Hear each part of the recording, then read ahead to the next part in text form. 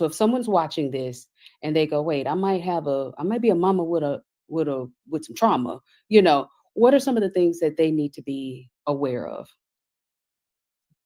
I think that's a really good question, because I remember thinking, as I dealt with my own son in particular, I always said, I'm never going to do to him what my parent did to me. But in so many instances, I found myself repeating that cycle. And what needs to happen, and what happened for me, is I had to become very self-aware, aware of the things that I said and the way that I said them, how I delivered the message.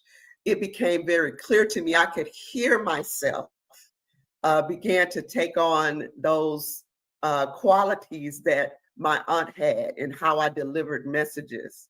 And so I had to take a step back.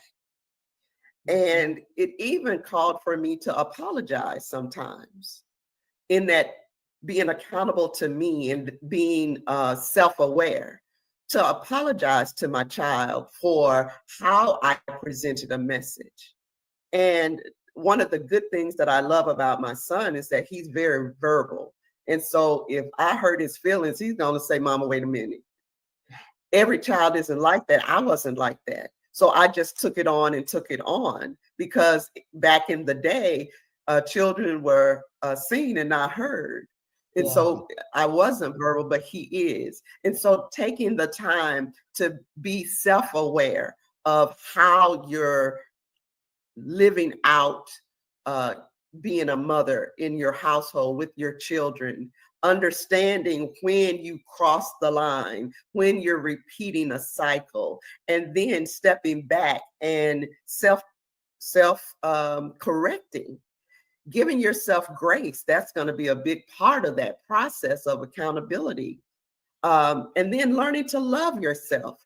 Those things don't necessarily come naturally. And so learning that that's what you need to do and what that looks like for you. Giving yourself grace, taking a breather, and not beating yourself up